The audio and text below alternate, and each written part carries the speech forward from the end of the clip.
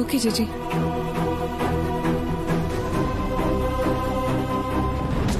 എന്താ ചേച്ചി, ആരായിരുന്നു ഫോണില്? ദുർഗേച്ചിയായിരുന്നു. എന്തോ പ്രശ്നമുള്ളതുപോലെയാണല്ലോ. ചെറിയൊരു പ്രശ്നമുണ്ട്.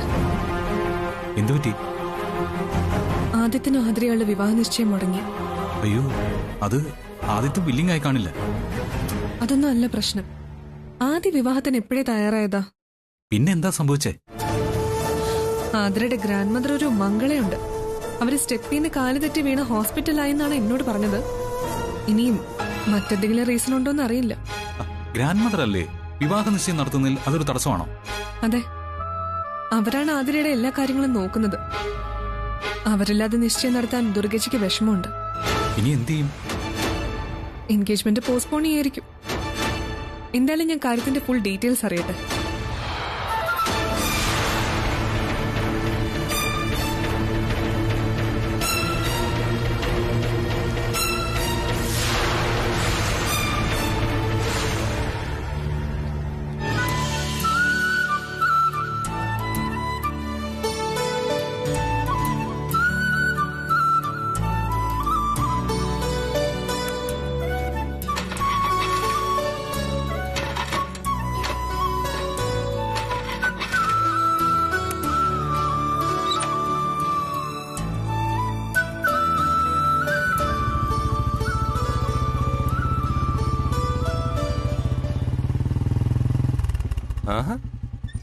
എങ്ങോട്ടാ പുറപ്പാട്? ചേട്ടാ, കാക്കയൊന്നും മലർന്ന് പറക്കുന്നില്ലല്ലോ.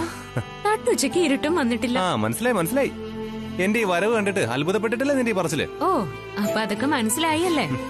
അതെ, ഞാനിപ്പോ പഴയ ആദ്യല്ല, ഫുൾ കോൺഫിഡൻസ് ഉള്ള ആദിത്യന. ഇത്രയും ദിവസം ഞാൻ ഈ കോൺഫിഡൻസ് കണ്ടില്ലല്ലോ. മുറിക്കകത്തിരുന്ന് മോങ്ങല്ലായിരുന്നോ? അത് പിന്നെ നീ എന്നെ ഉപേക്ഷിച്ചപ്പോ ഞാൻ പിന്നെ എന്ത് വേണം? നിനക്ക് എന്നെ വേണ്ടെങ്കിൽ എനിക്ക് നിന്നെ വേണ്ടെന്ന് വിചാരിച്ചു. പിന്നെന്താ ഇപ്പൊ ഇങ്ങനെ ഒരു മനമാറ്റവും ധൈര്യം കാണിക്കലും? അത് ഈ ലോകം മുഴുവൻ നമുക്കൊപ്പമാണെന്നും നമ്മൾ ഒരുമിച്ച് ജീവിക്കണമെന്നാണ് ഈ പ്രകൃതിയുടെ ആഗ്രഹമൊന്നും മനസ്സിലായതുകൊണ്ട്. എന്നാലേ നീ വിചാരിക്കുന്നിടത്ത് വരാനും നിന്റെ ഒപ്പം നിന്ന് തുള്ളാനും എന്നെ കിട്ടില്ല. അങ്ങനെ നീ മാത്രം വിചാരിച്ചാ മതിയോ? നീ എങ്ങോട്ടാ പോകുന്നേ? അതിപ്പോ നീ അറിയണ്ട. അറിയണ്ടെങ്കിൽ അറിയണ്ട. പക്ഷേ ബൈക്ക് കയറി കഴിഞ്ഞാ എവിടെയാന്ന് വെച്ചാ ഞാൻ കൊണ്ടാക്കാം. അത്ര ധൈര്യം നിനക്കുണ്ടോ? നിന്റെ അമ്മ, നിന്റെ ഭാവി വധു, ഇവരൊക്കെ ചുറ്റുവട്ടത്തൊക്കെ ഉണ്ട്. അവരോടൊക്കെ പോയേ പണി നോക്കാൻ പറ. ഇതേ ആദിത്യന. ഈ ധൈര്യം ഇതിനു മുമ്പ് ഞാൻ കണ്ടിട്ടുള്ള ഒരാളിലേ ഉള്ളൂ. അതാരാ? എന്റെ ഫാദർ ACP കൃഷ്ണപ്രസാദനാണോ? അല്ല. പിന്നാരാ? ചാൾസ് ശോഭരാജ്. അങ്ങേരെ ഇത്രയും ധൈര്യം ഇതിനു മുമ്പ് കാണിച്ചിട്ടുള്ളൂ. ആക്കിയതാണല്ലേ? അല്ല, അഭിനന്ദിച്ചതാ.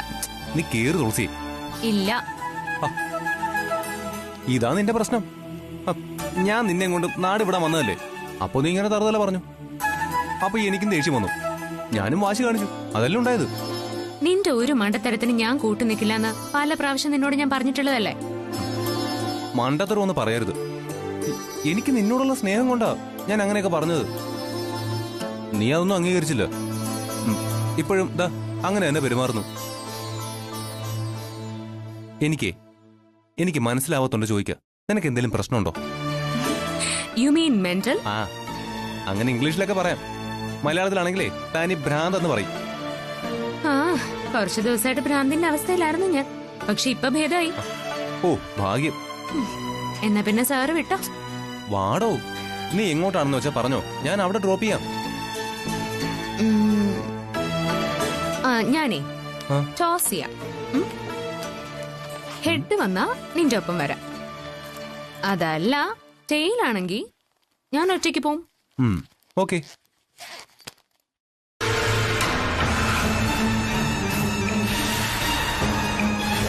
ഈശ്വരാ, ഹെഡ് വരണേ. ദേവി, ഹെഡ് തന്നെ പറഞ്ഞേ.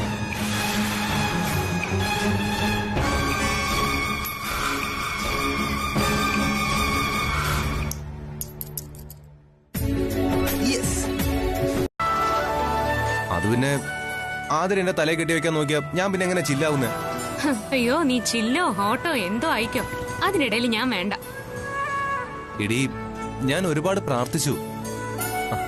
എന്റെയും ആതിരയുമായുള്ള നിശ്ചയം നടക്കാതിരിക്കണേന്ന്.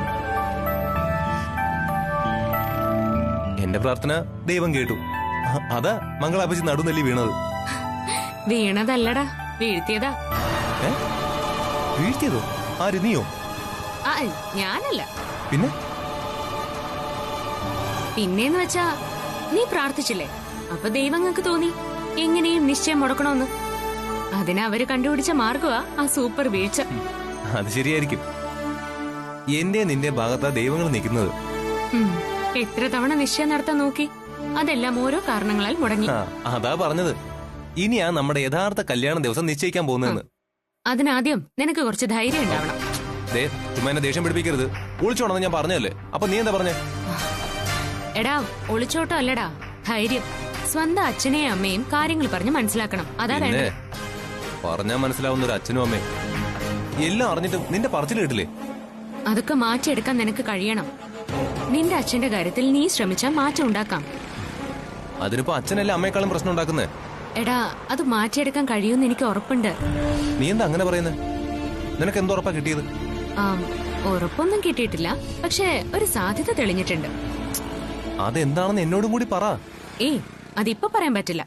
ചില കാര്യങ്ങളും കൂടി ശരിയാവാനുണ്ട്. ഇതാ നിന്റെ കുഴപ്പം.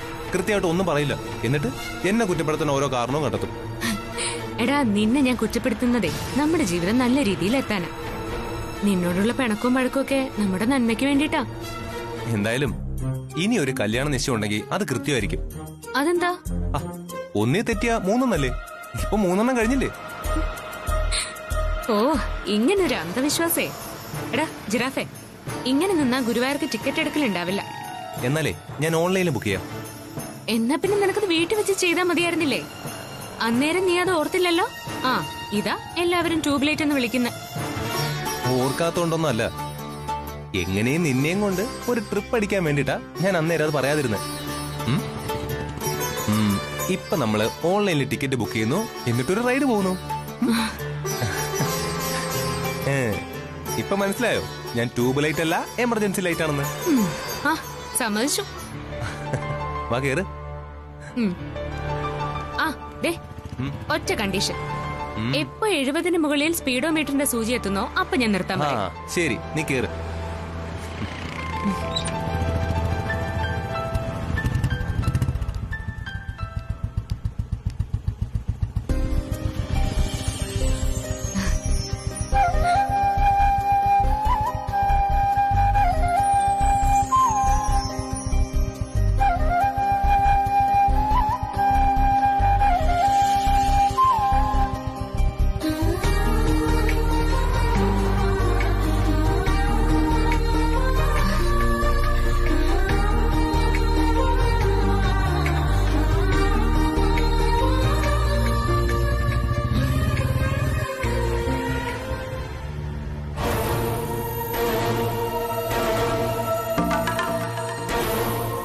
ചില നല്ല കാര്യങ്ങൾക്കൊരു തടസ്സം സാധാരണയാ. ഇതിനെയും അങ്ങനെ കരുതാനാ എനിക്കിഷ്ടം. അല്ലാതെ മകന്റെ വിവാഹ നിശ്ചയം തടസ്സപ്പെട്ടതില് മനംനൊന്ത് തലകറങ്ങി വീഴാനൊന്നും എന്നെ കിട്ടില്ല. ഹരി നല്ല ടെൻഷനില്ല. ആദ്യത്തിനും ആതിരയാള് വിവാഹ നിശ്ചയം കഴിഞ്ഞാലുടൻ തുളസിയും ഹരിയാളുടെ എൻഗേജ്മെന്റ് നടത്താന്നും ഞാൻ ഹരിക്ക് വാക്ക് കൊടുത്തതാ. വാക്ക് ഗായത്രിയുടേത് മാത്രമല്ലല്ലോ, ഞാനും വാക്ക് തന്ന കാര്യമല്ലേ. മകന്റെ വിവാഹ നിശ്ചയം കഴിഞ്ഞ മരുമോളുടെ കാര്യം മറന്നു പോകുന്നൊരു അമ്മായിയല്ല ഞാൻ. അതെനിക്കറിയാം. അവരുടെ വിവാഹ നിശ്ചയം മുടങ്ങാൻ മറ്റെന്തെങ്കിലും കാരണമുണ്ടോ? ആദിത്യൻ പ്രശ്നം ഉണ്ടാക്കോ മറ്റോ? ആദിയുടെ പൂർണ്ണ സമ്മതത്തോടെ തന്നെയായിരുന്നു എൻഗേജ്മെന്റ്. പെട്ടെന്ന് മംഗളാപ്പച്ചി കാല് തന്നെയൊന്ന് വീണു. തലയ്ക്കും കാലിനും ഒക്കെ നല്ല ഫ്രാക്ചർ ഉണ്ട്. അപ്പൊ തന്നെ ബോധവും നഷ്ടപ്പെട്ടു. അപ്പച്ചി അങ്ങനെ ഒരു അവസ്ഥയിൽ കിടക്കുമ്പോ എൻഗേജ്മെന്റ് നടത്തുന്നത് ശരിയല്ലല്ലോ. ഞാൻ ശരിക്കും പേടിച്ചുപോയി. ഇനി പഴയതുപോലെ ആദ്യത്തിന് എന്തെങ്കിലും പ്രശ്നം ഉണ്ടാക്കി കാണുമെന്ന്. അതിന്റെ കാരണങ്ങളെല്ലാം ഞാൻ ഗായത്രിയോട് വിശദമായിട്ട് പറഞ്ഞല്ലേ. എന്താടി, നീ അവനെ തള്ളി വീഴ്ത്തുവാണോ? തള്ളി വീഴ്ത്തിയതല്ല, അകത്തേക്ക് കയറ്റി വിട്ടതാ.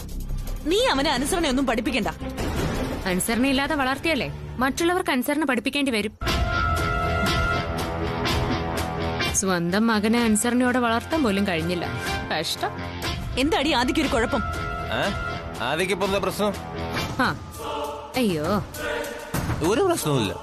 ആ ദേ എന്തെങ്കിലും ദോഷം സംഭവിച്ചിട്ടുണ്ടെങ്കിലേ അത് നിന്റെ കൂടെ കൂട്ടുകൂടി നടന്നതിന്റെ ഫലമാ. ആ ദോഷത്തിൽ നിന്ന് കരകയറ്റാനാ ഞാൻ നോക്കുന്നത്. ആ നല്ല ബെസ്റ്റ് സ്വഭാവ. അതാണല്ലോ കള്ളം കുടിച്ച് എന്റെ വീട്ടിൽ വന്ന് ഷോ കാണിക്കാൻ നോക്കിയത്. ഓ, പറയുന്നത് കേട്ടാത്തൊന്നും നീയെല്ലാം തികഞ്ഞവളാണെന്ന്. ഒരു കൈയില്ലാത്തവൻ വിരലില്ലാത്തവനെ കുറ്റം പറയുന്ന പോലെയാ ഇത്.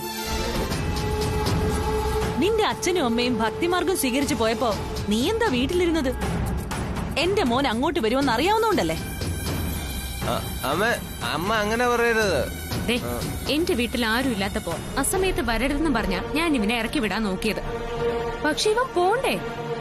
എന്റെ വീട്ടിൽ തന്നെ കിടക്കണം പോലും. വേറെ നിവൃത്തിയില്ലാത്തോണ്ടാ ഇങ്ങോട്ട് കൊണ്ടുവന്നേ. അതിപ്പോ എന്റെ കുറ്റമായോ? മനസ്സിലായി. നീയും ആദ്യമേ ഇത്രയും നേരം വീട്ടിലിരുന്നു. നാട്ടുകാരെ കണ്ടതുകൊണ്ട് നല്ല പിള്ള ചമഞ്ഞ് രാത്രി ഇവനെയും കൊണ്ട് ഇങ്ങോട്ട് വന്നു. ആതിരയുടെ കല്യാണ നിശ്ചയം മുടങ്ങിയെന്ന് വിചാരിച്ചേ നിന്റെ ഇവന്റെയും കല്യാണം നടത്തിത്തരാമെന്ന് ഇവിടെ ആരും വാഗ്ദാനം നൽകിയിട്ടില്ല. ഞാൻ ആരുടെയും കല്യാണക്കാര്യം അന്വേഷിച്ചിട്ടില്ല. എന്റെ വീട്ടിൽ വന്ന ഇവനെ ഇവന്റെ വീട്ടിൽ കൊണ്ടുവന്നാക്കുന്നു, അത്രേ ഉള്ളൂ. അങ്ങനെ നല്ല പിള്ളച്ചമ്മയല്ലേ? നീ ഇവന് എന്തൊക്കെയാ അവിടെ ഇരുന്ന് സംസാരിച്ചത്? വേറെ എന്തൊക്കെയാടി? ദേ ദുർഗമ്മേ, വായി തോന്നിയത് പറഞ്ഞാ പിന്നെ തിരിച്ചെടുക്കാൻ പറ്റില്ല. അങ്ങനെ എന്തും കേട്ട് നിൽക്കുന്നവളും അല്ല ഞാൻ. ഓ, ഒരു മര്യാദക്കാരി. എന്തെങ്കിലും ഒരു നല്ല സംസ്കാരം നിനക്ക് ഉണ്ടായിട്ടുണ്ടോ? മാന്യതയോടെ ഉള്ള ഒരു പെരുമാറ്റം നീ കാണിച്ചിട്ടുണ്ടോ ഇതുവരെ? നിങ്ങൾ ഈ പറയുന്നത് പോലെയുള്ള സ്വഭാവമായിരുന്നെങ്കിൽ ഇവൻ കുടിച്ച് ബോധമില്ലാതെ വീട്ടിൽ വന്നപ്പോ അകത്ത് പിടിച്ചു കയറ്റി കിടത്തിയിട്ട് നേരം വെളുക്കുമ്പോ നാട്ടുകാരെ മുഴുവൻ വിളിച്ചുകൂട്ടി അപ്പൊ തന്നെ ഇവനെ കൊണ്ട് എന്റെ കഴുത്തിൽ താലി കെട്ടിക്കാൻ എനിക്ക് അറിയാഞ്ഞിട്ടല്ല. പക്ഷേ ഞാനത് ചെയ്യാത്തതേ എനിക്ക് കുറച്ച് സംസ്കാരം ഉണ്ടായിപ്പോയി. എങ്ങനെയെങ്കിലും ഇവന്റെ ഭാര്യയായിട്ട് എത്തണമെന്നും പറഞ്ഞ് വ്രതം എടുത്ത് നടക്കുന്നവളൊന്നും അല്ല ഞാൻ. പിന്നെ നിങ്ങളുടെയൊക്കെ മാന്യത എങ്ങനെയാണെന്ന് എനിക്കിപ്പോ ശരിക്കും അറിയാം. നിങ്ങളിൽ നിന്ന് ഇതിനപ്പുറം ഒരു പെരുമാറ്റം ഞാൻ പ്രതീക്ഷിക്കുന്നുമില്ല. സോറി തുളസി, എന്റെ അമ്മയ്ക്ക് വേണ്ടി ഞാൻ എന്നോട് സോറി പറയാ. Extremely sorry. ഞാൻ ആരാണെന്നാടി നിന്റെ വിചാരം? നീ പറയുന്നത് എന്തും കേൾക്കുന്നോ? എനിക്ക് ഈ സൊസൈറ്റിയിലുള്ള സ്ഥാനം എന്താണെന്ന് അറിയാമോ? ACP കൃഷ്ണപ്രസാദിന്റെ ഭാര്യ എന്നതിനപ്പുറം ഒരു സ്ഥാനവും നിങ്ങൾക്ക് എവിടെയും ഇല്ല. ഭർത്താവ് പോലീസാണെന്ന് കരുതി ഭാര്യ പോലീസ് ചമയണ്ട. ഈ രാജ്യത്തെ നിയമം സംരക്ഷിക്കുന്ന ഒരാളുടെ ഭാര്യയാ ഞാൻ. എനിക്കറിയാം നിയമവും നീതിയൊക്കെ എന്താണെന്ന്. അതറിയായിരുന്നെങ്കിലേ സ്വന്തം മകന്റെ പ്രായമുള്ള എന്നോട് ഈ രീതിയിലൊന്നും നിങ്ങൾ പെരുമാറില്ലായിരുന്നു. ഒരമ്മയും പറയാത്ത വർത്തമാനങ്ങളാ നിങ്ങൾ പറഞ്ഞത്. നിങ്ങളുടെ മകളോട് ഒരാളിങ്ങനെ പറഞ്ഞിരുന്നെങ്കിൽ നിങ്ങൾ സഹിക്കുമായിരുന്നു. എന്റെ മകനെ നീ നിന്നോട് ഉപമിക്കണ്ട. അത് നിങ്ങൾക്ക് മനസ്സിലാവില്ല. പെൺകുഞ്ഞ് ജനിക്കരുതെന്ന് ആഗ്രഹിച്ചിരുന്നല്ലേ നിങ്ങള്? ഇത്രയും വൃത്തികെട്ട മനസ്സ് ലോകത്തൊരു സ്ത്രീക്കും ഉണ്ടാവില്ല. ഒരു കുഞ്ഞിനെ ആഗ്രഹിക്കുമ്പോ അതാണായിരിക്കണമെന്ന് പ്രാർത്ഥിച്ച നിങ്ങളുടെ അന്നത്തെ മനസ്സിനെ ഇത്രയും കാലമായിട്ടും ഒരു മാറ്റവും സംഭവിച്ചിട്ടില്ലല്ലോ എന്ന് ഓർക്കുമ്പോ എനിക്ക് അത്ഭുതമാ തോന്നുന്നത്. ഇവൻ കമ്മീഷണറുടെ മകനാ, ഞാൻ കമ്മീഷണറുടെ ഭാര്യയും. അത് നീ മറക്കണ്ട. പണ്ടത്തെ ചരിത്രം പറഞ്ഞ് എന്നെ നീ ഭയപ്പെടുത്താനൊന്നും വരണ്ട. അതെ, കമ്മീഷണറിനും സാധാരണക്കാരനും അങ്ങനെ രണ്ട് തട്ടൊന്നുമില്ല. എല്ലാവരും മനുഷ്യർ, ഈ രാജ്യത്തെ പൗരന്മാർ, അത്രേ ഉള്ളൂ. യൂണിഫോമിലെ നക്ഷത്ര ചിഹ്നമല്ല മനുഷ്യന്റെ അടയാളം, മനസ്സിന്റെ നന്മയാണ് ഒരാളുടെ അന്തസ്.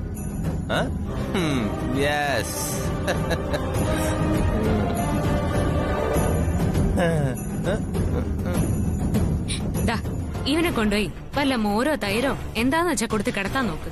അല്ലാതെ ഈ രാത്രി എന്നോട് യുദ്ധത്തിന് വരണ്ട. എന്നെ വർത്തമാനം പറഞ്ഞ് തോൽപ്പിച്ചൊന്ന് നീ. ഉണ്ട്. എല്ലാവർക്കും സർക്കുലർ അയക്കാൻ ലിസ്റ്റ് കൊടുത്തിട്ടുണ്ട്. താനങ്ങ് ഡീൽ ചെയ്താൽ മതി. മിനിസ്റ്റർ ഉണ്ടാവും.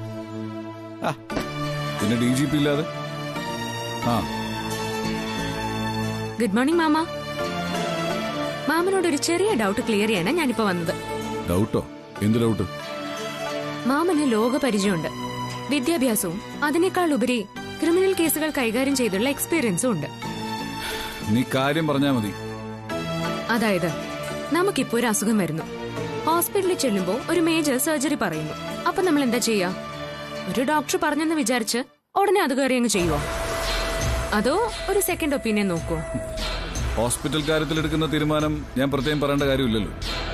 നിന്റെ അമ്മയുടെ കാര്യത്തിൽ എന്ത് നിലപാടാണ് സ്വീകരിച്ചതെന്ന് നിനക്കറിയാവുന്നതല്ലേ? ഹോസ്പിറ്റൽ എന്നതുകൊണ്ട് ഞാനൊരു കോമൺ കാര്യം ഉദ്ദേശിച്ചിട്ടുള്ളൂ. ഇപ്പോ മാമൻ അന്വേഷിക്കുന്ന ഒരു കേസിന്റെ കാര്യം എടുത്താ ഒരു ഭാഗം മാത്രമല്ലല്ലോ നോക്കുക. പരാതിക്കാരന്റെയും പ്രതികളുടെയും സാക്ഷികളുടെയും സംഭവം നടന്ന സ്ഥലത്തെയും എല്ലാം കണക്കിലെടുത്തല്ലേ കുറ്റപത്രം തയ്യാറാക്കി കൊടുക്കൂ. ആ അതെ. ആ ഇവിടെയാണ് എന്റെ സംശയം. രാജവർമ്മ എന്ന ജോത്സ്യർ പറഞ്ഞ ഒരു അഭിപ്രായത്തിൽ എന്തുകൊണ്ടൊരു സെക്കൻഡ് ഒപ്പീനിയൻ മാമൻ നോക്കിയില്ല? ഇതിനിപ്പോ ഒരുപാട് ഉദാഹരണം പറഞ്ഞു ചോദിക്കേണ്ട കാര്യം ഉണ്ടായിരുന്നില്ലല്ലോ. നേരിട്ട് ചോദിക്കാവുന്നല്ലേ ഉള്ളൂ.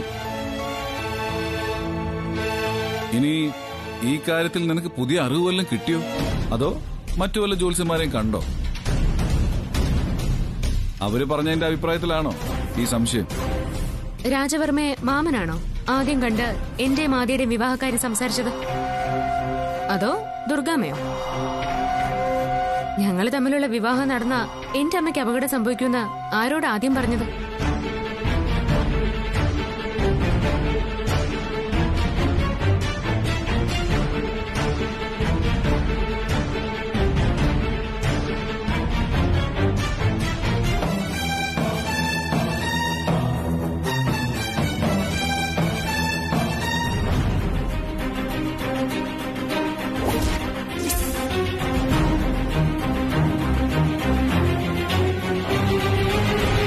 മാമ, ഇതൊരു അന്വേഷണം മാത്രമായിട്ട് കരുതിയാൽ മതി. എന്താണ് സംഭവിച്ചതെന്ന് ഒന്നുകൂടി ചിന്തിച്ചു നോക്കുന്നു, അത്രേ ഉള്ളൂ. ചില കാര്യങ്ങളെക്കുറിച്ച് കൂടുതൽ ചർച്ച ചെയ്യേണ്ട കാര്യമില്ല. അല്ല, ഞാൻ ഉദ്ദേശിച്ചത്... നിന്റെ ഈ ചോദ്യം കേട്ടാ ഞാനൊരു വിഡ്ഢിയാണെന്നും ഏതൊരു ജോത്സ്യന്റെ സംസാരവും കേട്ട് അത് വിശ്വസിച്ച് പ്രവർത്തിക്കുന്ന അന്ധവിശ്വാസിയാണെന്ന് തോന്നുമല്ലോ. ഞാൻ അങ്ങനെ പറഞ്ഞില്ല. തിരുമേനി പറഞ്ഞ ശരിയല്ല എന്നല്ലേ? എന്തായാലും അത് വിശ്വസിക്കാൻ തൽക്കാലം ഞാൻ തയ്യാറല്ല. തെളിവുകൾ സഹിതം കേട്ടാലോ? ഞാൻ കേൾപ്പിച്ചുതരാം.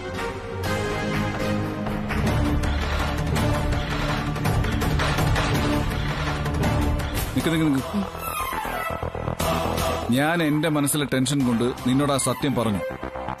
നീ അതിന്റെ പിന്നിൽ സത്യമില്ലെന്നും അത് ഫേക്ക് ആണെന്നും കണ്ടെത്താൻ ശ്രമിക്കുന്നു. അതല്ലേ ഇപ്പൊ നടക്കുന്നത്?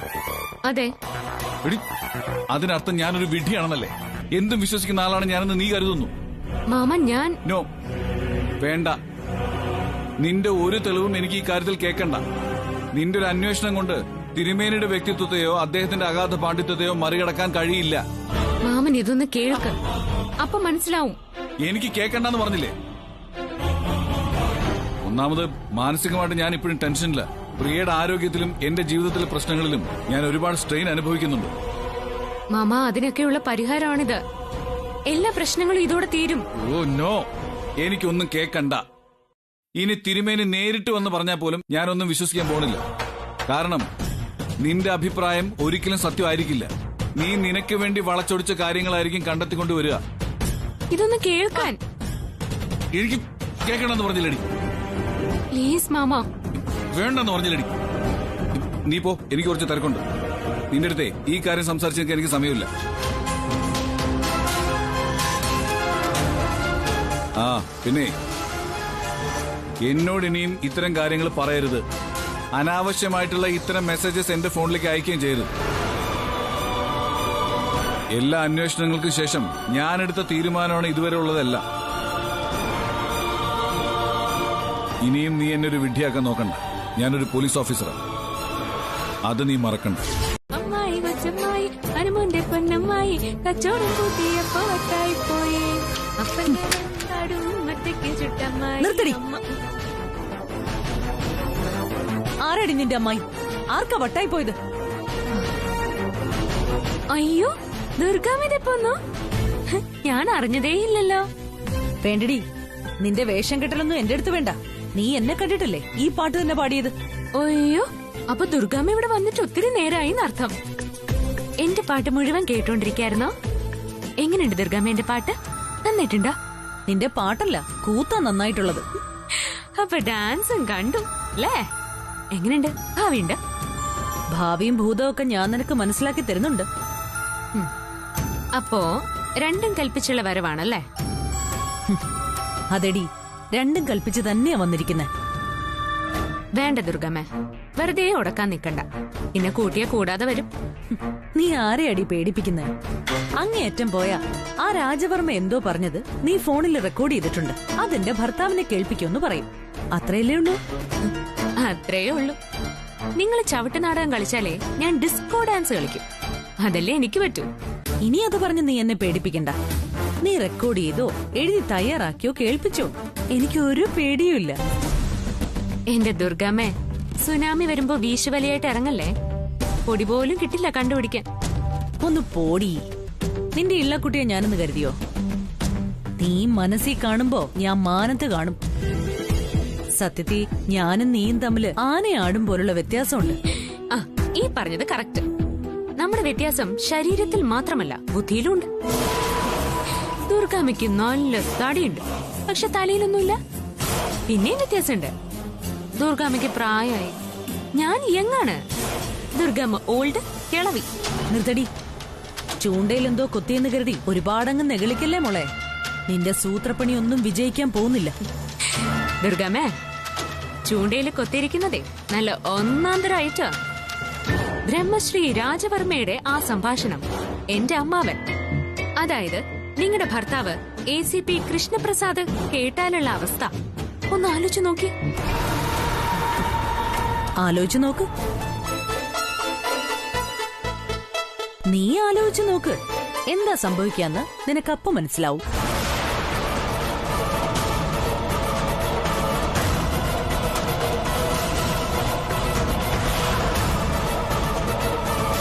എടീ, നീ ആ റെക്കോർഡ് ചെയ്തത് കേൾപ്പിച്ച പ്രസാദേട്ടന്റെ BP കൂടും, ഹാർട്ട് പ്രോബ്ലം ഉണ്ടാവും. ഹൃദയത്തിലിരിക്കുന്ന ബുള്ളറ്റ് അദ്ദേഹത്തിന്റെ ജീവനെടുക്കും. അദ്ദേഹം ഈ ലോകം വിട്ടു പോയെന്നറിഞ്ഞാ നിന്റെ അമ്മയുടെ അവസ്ഥ എന്താവും? അവള് നെഞ്ചു പൊട്ടിച്ചാവും. അതോടെ 2 കുടുംബങ്ങളും തകരും. 2 വീടുകളും മരണ വീടുകളാവും.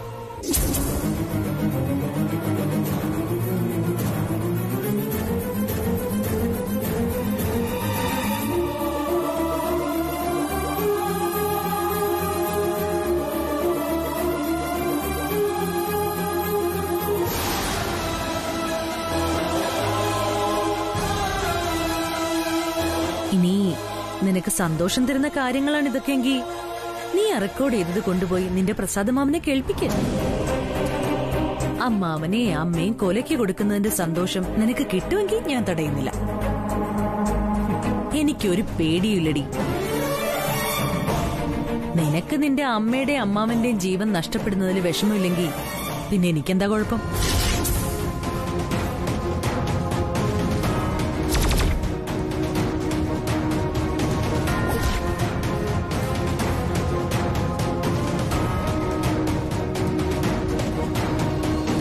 രണ്ട് കുടുംബങ്ങളെ തകർത്തിട്ട് എന്നെ തോൽപ്പിച്ചെന്ന് നീ സന്തോഷിക്ക്.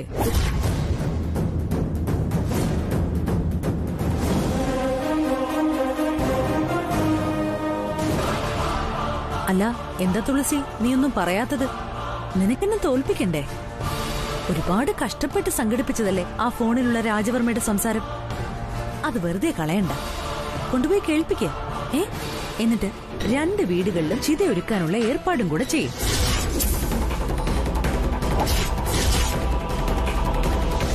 പൊസസീവ്നെസ്, തന്റെ ചിന്തകൾ മാത്രമാണ് ശരിയെന്നുള്ള തോന്നൽ, ഇതൊന്നും അത്ര പെട്ടെന്ന് മാറുന്ന ശീലങ്ങളല്ല. അതൊക്കെ മാറും ചെയ്യട്ട. ദുർഗേച്ചിയുടെ മനസ്സ് വിഷമിക്കുന്ന ഒരു കാര്യം പ്രസാദേട്ടന്റെ മനസ്സിലും സങ്കട. ഏട്ടൻ ഒന്ന് ആലോചിച്ചു നോക്കി. ഇത്രയും പ്രശ്നങ്ങളൊക്കെ ദുർഗേച്ചി ഉണ്ടാക്കിയിട്ടും പ്രസാദേട്ടൻ ദുർഗേച്ചിയെ സ്നേഹിക്കുന്നു. എല്ലാ തെറ്റുകളോടെയും ഒരാളെ സ്നേഹിക്കുന്നതാ യഥാർത്ഥ സ്നേഹം. ശരികൾ മാത്രമല്ലല്ലോ ഒരു മനുഷ്യൻ, തെറ്റുകൾ മനുഷ്യജീവിതത്തിന്റെ ഭാഗമല്ലേ? ഓ, നാത്തൂനെ തള്ളിപ്പറഞ്ഞത് ഇഷ്ടമായില്ലല്ലേ? ഇങ്ങനൊരു സ്നേഹം വേറെ ആരും നാത്തൂന്മാരോട് കാണിക്കില്ല. എനിക്കെന്റെ ഏട്ടനെ പോലെ തന്നെ ദുർഗേച്ചി. അല്ലെങ്കിൽ പ്രസാദേട്ടന് ഇഷ്ടമുള്ളതൊക്കെ എനിക്കും ഇഷ്ടം. ദുർഗേച്ചിയോടുള്ള ഇഷ്ടം കൊണ്ടല്ലേ നമ്മൾ നമ്മുടെ മോനെ നൽകിയത്. അതിൽ പരൊരു കാര്യം ചെയ്യാനുണ്ടോ ജയേട്ട? ആ നന്മ ഇരുട്ടിൽ വീണ സ്വർണം പോലെയായി. തിരികെ കിട്ടിയാൽ അതിനൊരു വിലയുണ്ട്. പക്ഷേ കിട്ടാത്തിടത്തോളം കാലം ഇരുട്ടിൽ തപ്പിക്കൊണ്ടേയിരിക്കും. കിട്ടും ചേട്ടാ, നഷ്ടാവില്ല നമുക്കവനെ. പ്രസാദേട്ടനും ദുർഗേച്ചിയും ആദ്യം നമ്മുടെ മോനാണെന്ന് തിരിച്ചറിയും. അവനെ നമുക്ക് നൽകും, അതെനിക്ക് ഉറപ്പുണ്ട്. ഗുരുവായൂരമ്പലത്തിൽ തൊഴുതു നിൽക്കുമ്പോ എനിക്ക് കിട്ടിയ മനസ്സിന്റെ ശാന്തതയുടെ അർത്ഥം അതാ. ഉണ്ണിക്കണ്ണ് എനിക്ക് എന്റെ ഉണ്ണിയെ തിരിച്ചു തരും.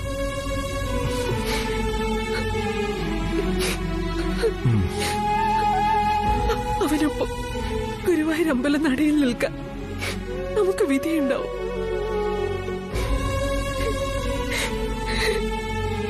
കൃഷ്ണൻ എന്നെ കൈവിടില്ല.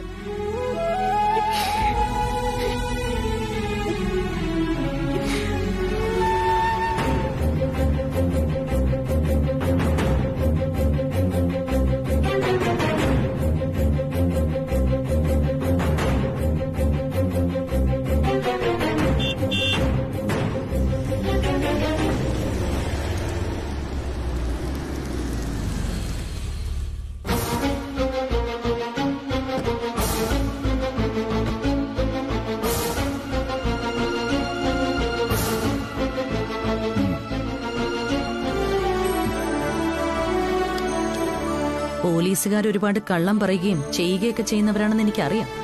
കാരണം കള്ളന്മാരോടും കള്ളങ്ങളോടും ഒപ്പമാണല്ലോ അവർ ജീവിക്കുന്നത്. എന്താടോ ഇപ്പൊ ഒരു പുതിയ നിരീക്ഷണം? പുതിയ നിരീക്ഷണമൊന്നും അല്ല പ്രസാദേട്ടാ, അനുഭവം കൊണ്ട് തിരിച്ചറിഞ്ഞ സത്യമാ. ഇപ്പോഴും അറിയുന്നുണ്ട്. സഹോദരിക്കൊപ്പം ഷോപ്പിങ്ങിന് പോവുക, സാരി മേടിച്ചു കൊടുക്കുക, വിശേഷങ്ങൾ പങ്കുവെക്കുക, എന്നിട്ടൊന്നും അറിയാത്തതുപോലെ ഭാര്യയുടെ മുന്നിൽ വന്ന് നിൽക്കുക. ഇത്രയും കള്ളത്തരമൊക്കെ ചെയ്യണമെങ്കിൽ അസാധ്യ മനക്കെട്ടി തന്നെ വേണം. അപ്പോഴേക്കും ആ ന്യൂസ് ഇവിടെ എത്തിയോ? ചാരന്മാര് എനിക്കുണ്ട്, പോലീസിനേക്കാൾ ബുദ്ധിയും എനിക്കുണ്ട്. പിന്നെ എന്തൊക്കെ കള്ളത്തരങ്ങളാ പ്രിയ പറഞ്ഞത്? സ്വന്തം സഹോദരന്റെ ജീവിതം കഴിയുന്നത്ര പ്രശ്നത്തിലാക്കിയതിന്റെ സന്തോഷത്തിലായിരിക്കും അവളിപ്പോ, അല്ലേ? സ്വീറ്റ്സ് കഴിക്കേ. ഭാഗ്യം. അപ്പോ പെങ്ങള് നാത്തൂനെ കുറിച്ച് മോശമായിട്ടൊന്നും പറഞ്ഞിട്ടില്ല അല്ലേ? അല്ല, ഈ മധുരം വാങ്ങിക്കൊണ്ടുവരുന്നതിന്റെ അർത്ഥമേ ദേഷ്യം ഇല്ലാന്നാണല്ലോ. എടോ, ഞാൻ പ്രിയയ്ക്കൊപ്പം ടെക്സ്റ്റൈൽസിൽ പോയി എന്നുള്ളത് സത്യമാ. ഓർമ്മ വെച്ച നാള് മുതൽ ഓണത്തിനും ദീപാവലിക്കും ഒക്കെ ഞാൻ അവൾക്ക് ഡ്രസ്സ് എടുത്ത് കൊടുക്കാറുള്ളതാ. അതിത്തവണ നൽകി. എനിക്കതിൽ സങ്കടമോ പരിഭവമോ ഒന്നുമില്ല. പക്ഷേ സ്വന്തം ഭാര്യയിൽ നിന്നത് മറച്ചു വെക്കുന്നത് എന്തിനാ? പാല് കട്ട് കുടിക്കുന്ന പൂച്ചയായിട്ട് പ്രസാദേട്ടനെ പോലൊരാള് പെരുമാറുന്നത് കാണുമ്പോഴുള്ള വിഷമം കൊണ്ടാ ഞാനിത് പറയുന്നത്. എടോ, താൻ എന്നെ തെറ്റിദ്ധരിച്ചായി പറയുന്നത്.